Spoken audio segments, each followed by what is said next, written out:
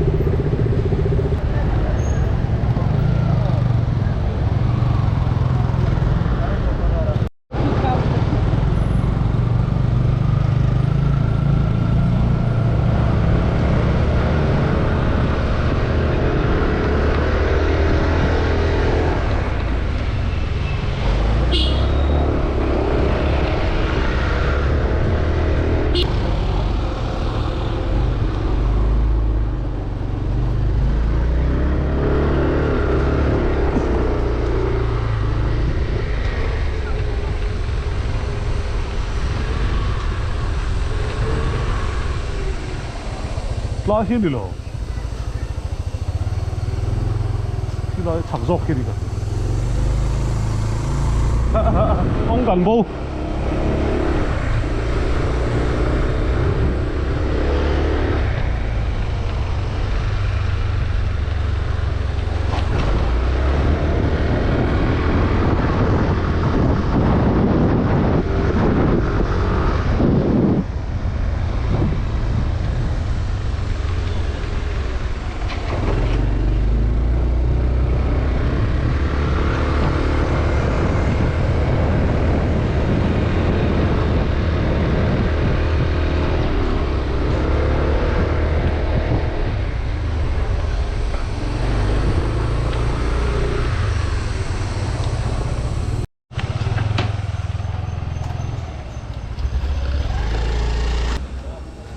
hey 7 day tlang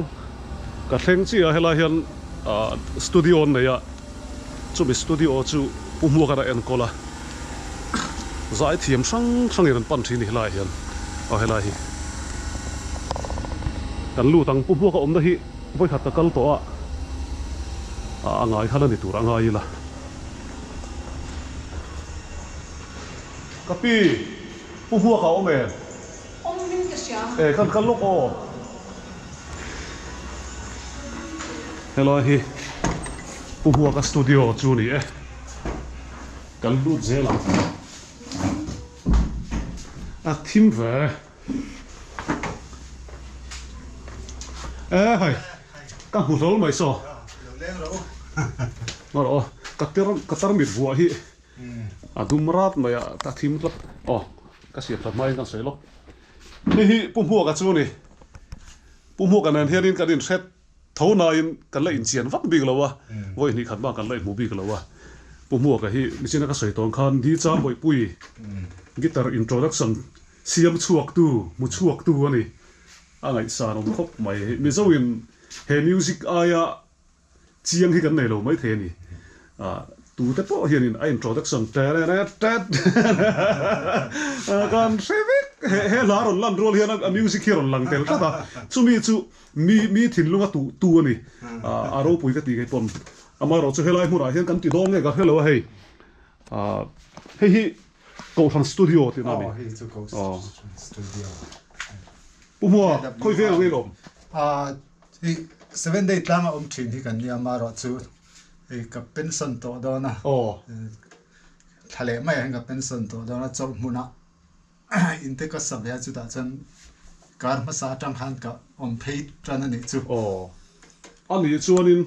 kan zo lok che he ka mel lang lo hian music ki khoina rei tem i chu ti mai la sang khat zakwas riat li ya khan auto bena hian season player ra kan changa kan unau in thuanga ka u thuang nen auto bena lo play to thin mo khaya ani mo som deuh tho kwan ni thleng wa khat kwan ni thleng kha ka studio session play ang khang kan ani tak chu ani tak chuan man lai mi zo khang lai huna chuak deuh kha chu chuak deuh ve kan ni siam pui sai lo wi per to ani so silari mo ya per to chuan lalun mo ya valte per to pi van hu pui te unau anni kha chu ka per chia lo irem sak to ma se ti biak to san khatin ni sia ani chu kela cham liana ani chia ero chu kat auto bena ka chu san nu deuh chia ya thuna mo ka ti man te lo ma ro chu kanin album ta ka chon ka tel lo ni chu ani tak chu pu mo ka hi kan soi lo ka nge ka riat na phasa ber chu an ma ni ko san hemi 7 day biak ila hian thla kala fowa 7 day biak ila thla kala hian music tum tu ka kha pakhat kha me che kha min kha min ka thei thu san tlang mo nu kha zawi kan te ma te kan uma te male uma te hi ka thei hil thut mi lo the thiam ra uma te lo en pon ka sai thut wang ani an ni ne hian an play thina in nei ka kalvel thla kala hian an thiam hi ka ti thei lu tu ka pu huwa ka hi ama ka hriat ma hian a music play ka huwa ka tong hi lo ngai holo sela ama hi a musician mel lo ani khilaya an ko san rong bol tu pastor mel ni ota ka a fel mel box ya music ka play ya a mu dom hi ka til tu ka chord ka dik sia hey church music hi om ve san pa chung an play vela chonin ka peng kha a fa lu tu ka ni mission ve nga khian pusia mai fen usia ma a play thina khipo khi ka en ngar zer in nei in khom he anon kal ma mo te ron lu ma hian a play thina moi ka ti thei lu tu ka chu tiang chi tho chu nia pu mo ka hi khata tanga retan tha ka nia chuan chu bi ba ka chon man deuh khan ni kum lockdown lai khan puzo ro kan helai mun a hemi suai to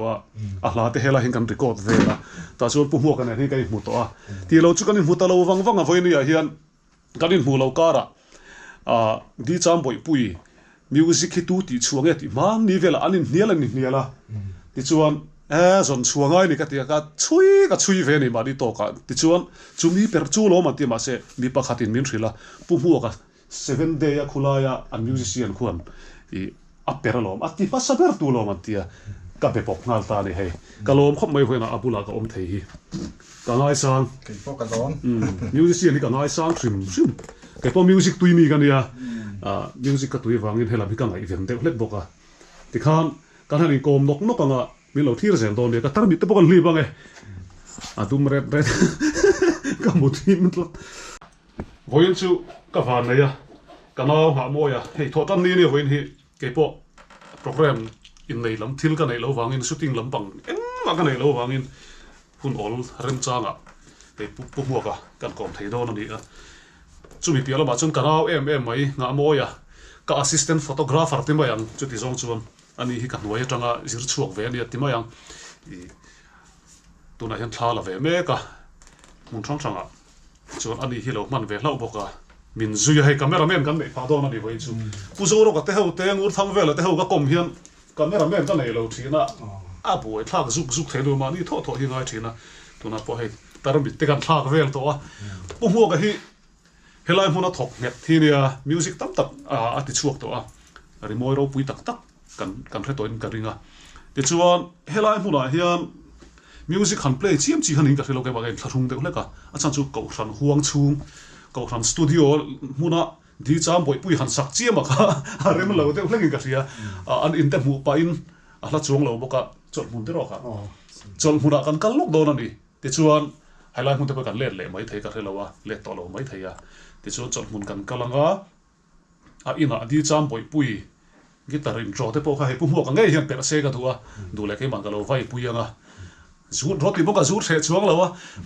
tiang vel chu ni tiang kan kalanga kan chu ka nga i program sam sang kan on nei chho tur anga ila chu bi pia chu enge o thegil atla chopin kan ti don ya helai huna guitar lo play chiama kha ka soiton khan i 7 day tlang ani helai mun hi ko ran mi le sa ho omna i ko ran thil te oni wangin di cham boi pui kha asual kan tina lam ni lovin ai thla rum ka te ke ma zokin an ina kan ba sanga ta po chuan love song ka sangai bik chuang lowa maro chu hei thil bi kan hi wangin du le kan sa vel mai mai nga tro min lo se thiam don ni thil tu te khan o studio kan chu san le chi hei pu mo ka hip apalian vi mo ba se kalo palian ve ani hei palian zo kan ni hei nga mo e chu ni e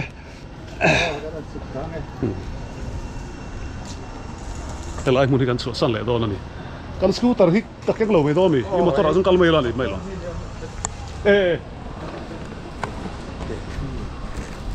pu mo ka karin kan kalang phur ho tur dang ni nei telmi kan leng chia okay di cham boi pui guitarist guitarist ma saber khan mi han phur don ani tu na hian nuam khop mai thil ton gai lo ton te nuam me ya ti hian ni ti ni kalmi helai mun ni chol de ni te om ve sabat le sunday hi kan chola adi chu se ni ti kal ma se hi helai hian to ka kwan khulai lo ka kwan kan om thina mo se chu hei ka pension to do na chu wan chuan in sol huna ka sabea chu kar ma sa khan kan pem tha ka guitar vel po ka suan thavek sia ka soi fo thin angin mi ka va pam chil hian interview chiam ka tu ngai lo wa khoi kha chuang ngai in ni eng na ngai tho ti vel ka ti ve dan wa kan ni lo wa kan tum bera ting chang pera hang kan lut mai don ani point chu aba ka chu du kan soi ve nga chip chiar de ngan ti lem lawang helai 7 day tlang ani hei pu mo ka hi adin kan kal dona anu tel lo hianin akho salai thei wa kal tu lai chu hela hian anuwa hian i chongi aron lut vele chi hei nga mo en thu du na i chongi hi chelo khop mai pu mo ka nu pu yani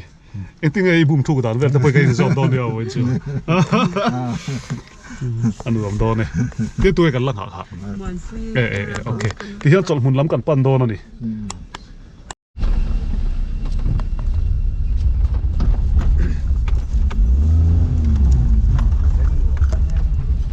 lai kan mau te an pel tha ne khi mai te tu hin kha muan pui ai pu mo ka te na wa ni kan thleng ta der mai chol mu hela hi ram re dewa pu mo ka hian ram re hi ngai na ni ang ani ni sak thar chaw ani a eng ma po alla boi pui man tak tak lo an ti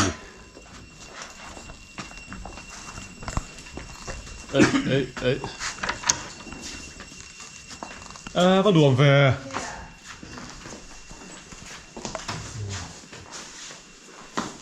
cô mua cái nụ bùi hi bị trông đi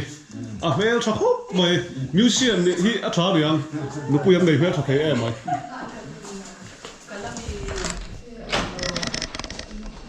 muốn cần xem tập cái luồng lấy mày gì thò vén rau bùi em muốn mày hey cô mua cái tiền chuẩn xem gì à in chunga kan oma tuna hian sitting room kha in kom ve lok doni toy te in kom te khanin thil zong zong ka zo to lo wa pumhu ka hian music hi alo khoi ma khop maya chu kan kal cham bera po di cham boi pui wang kan kala ama le hi in mil lo hi kan ti khopa ka soi ma sak du chu pumhu ka hi pa fel tak ning ka thria tin azak zoom ning ka thri ni china khilai 7 day compound kan lu ta kan hanin mu kan be chi po kha a khur de ka thria khur de ta ka ria dro ding lam pang hi ma chon lo chi hi om ve de bo ka ti mol photum na la ba ni lo nia khalam pha mi zia hi om ve a ma se pazak zoom de si khan rimoin nal lutuk mai haron tum chuaka di cham boi pui music i Mizoram ah hian a dai ngai to don lo thang thar te ponan thria ti khan music dang hi di cham boi pui sak don chun an play chuak theilo khami copy li khana no play to ni tun lai guitarist thaber ber te pon chumi piala ma chuan Mizo yana kan hla nei nal i kan hla nei that ania di cham boi pui ti hi a ke chu ka safak ngai chu lo wa tin Mizo hla hian pu huak pon lo te ve mai theya i tlangwal te pa te mi pa khom to ina sak chua de nge kan nei chu di cham boi pui le karos pari hi ri karos pari nen hian kleman lo drinks to de mo ge an lo in to de phei chunin a top la mai jon karos pari mo di cham boi pui mo hian an khar nge tlang pui ani chu Mizo hla lar i kan soi thiam dan ani ka soi thiam dan Mizo hla hian hemi hla pa hi chu kan da bo theilo tok mai ni chu mi hla phua di cham boi pui per tu chu nia a guitarist masaber khania khati hun lai khan auto a khana no ti tinami auto aron recorda sila rin mo khan mo ke ni kha chu session player kan oma kan khami album at teng lo musician chu ke ka u thua ma keyboard fak lena bass ania ni lo drummer ania chen rhythm guitarist zo mo ya ani kha oral to boka chu ti te chu kan ni ya ti khalin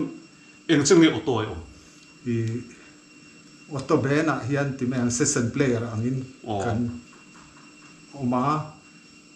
sang khat zakwa samriat palia ka thok tana ti me mo chu kan kwa khata khanin le kha te zirzam ka du wangin ka chol san ta chu ti chuan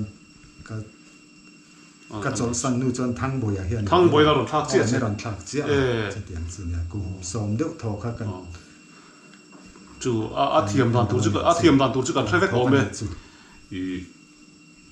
a ming hi pu huak he lar chiam lo na a ku chuak he chu ni chin kan soi dong ha siam pui sai lo ti te la nun moya walte a si wan sang a tun ma rang hui ho album ka chuan a in zep vek ali ti ma yang kan soi suan lawang ti chuan a mel poi kan la hello mai theya tam tak chuan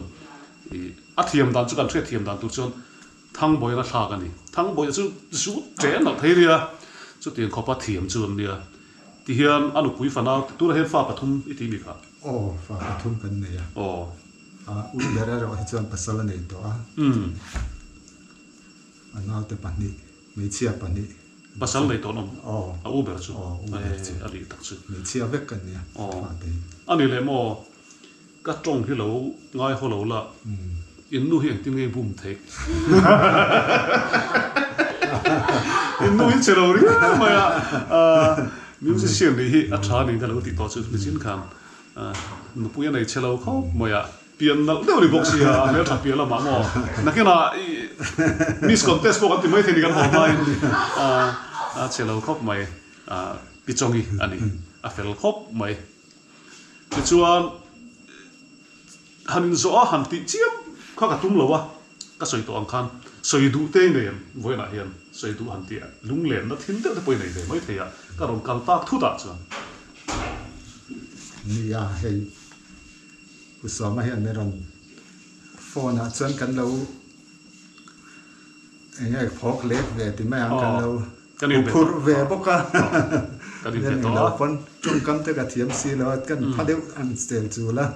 tiang vel su kan nia kan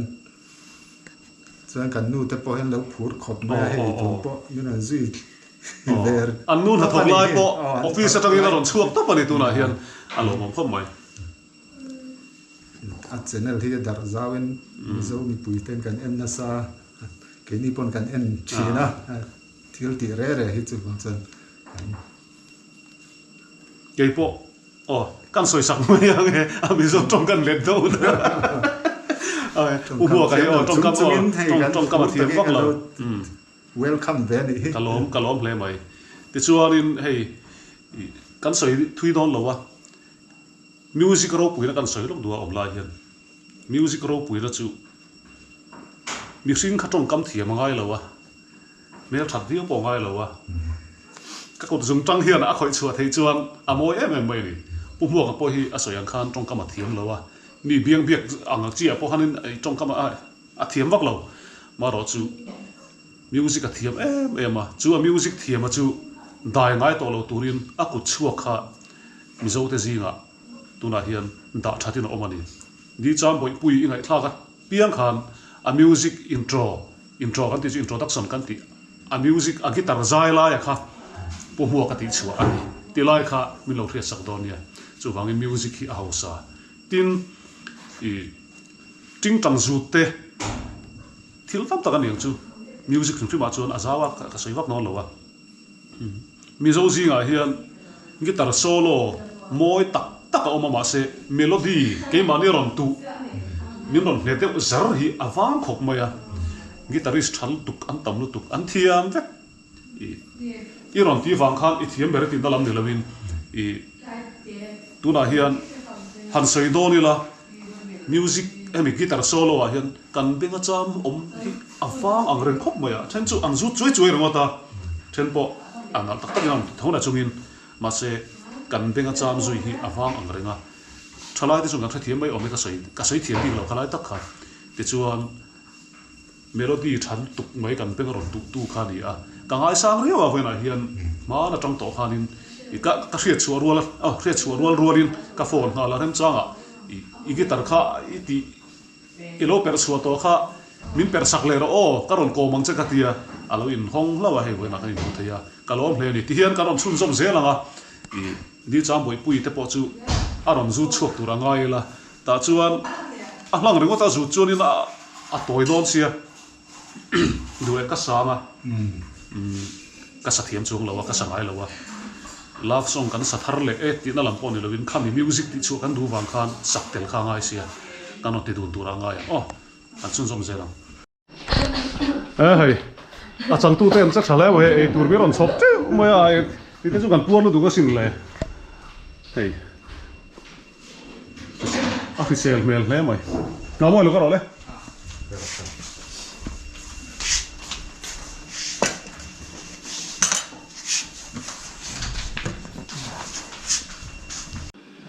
hei pumuka studio home studio ni helai mini studio ka ti don je an room a hela da ve ya ta hian di cham boi pui chu a practical nge nga ti chin don ani hi a lo lut lai ka lom takin di cham boi pui music per chuak tu ani te ti zu chuak ma san tu kha ni voi na hian ka chang sang khop mai ti chuan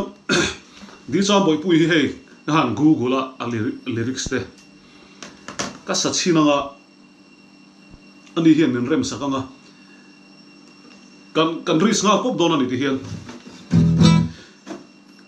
love song ka sangai lo ka ti kha ka sangai lo han tia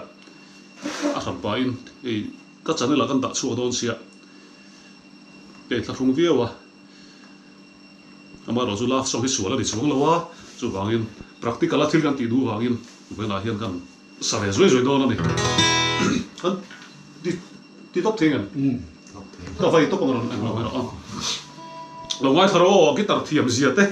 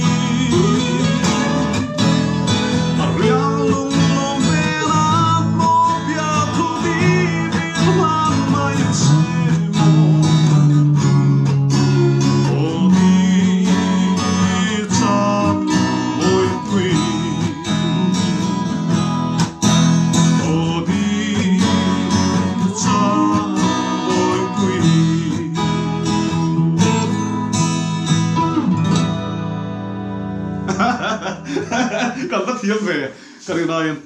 hey ni tanga te lo zirlo to te chu ni lang chuan thu san te lo nia ke hi rockstar ni om zok tak ani kha sama se ya a guitarist rockstar tu ni om zok tak hi a kol tu lo zoga no le mai pu bu ka hi a tira ka soi thelo tan i 7 day kimi anting kan say Adventist kimi WR Adventist World Radio 7 day ho huna khian ti mayang an musician ania engkim an puipa ania ti chuan ko than la rong bol tu mi poimo tak ania voinia hian katiang mi kha di cham boi pui aron per chuak le lok ani ka chei to kha thil practical kan ti du hangin tuna hian ke po i di cham boi pui lam hi chu ka sangai wak lawa i khami music ringot tham ti kha rem si lawa nu a toy don lu tu ka kan han sa chuak du no velani nuam ka ti khop mai po mo ka bula ko om hi ti chuan la dang te po han sak chu chak om thi o maro chu office ki le tu ran dia anu pa in kan du to non ma yanga voin nia hian pu mo ka musician lar thin a kut nu moi tak kan hu chuak le le ka riat thei ka bula ngai min play pui hi kalom khop maya ka in chuang ani ti kha kan soi tu a ama hi kum lama po kum tam ve to kum som lu itling chho ve to mi kha kum som lu cross to nuwa po la zut na che khop mai mi zo wa tiang hin tam to lo ngai hlut turam ni tiang ni hi gospel lama kut nu tam ta nei to boka tuna chuan i thil pakhat chu YouTube channel khai nei i soing ka khen sin kha Three Sisters ti kha YouTube channel enge content karaoke lampang ka da zaimi tan chon chu a thadon ani chu karaoke lampang him lampang a that chu na tan ti khan I la thengai lo khan Three Sisters kha lo hai chuak ola lo subscribe te u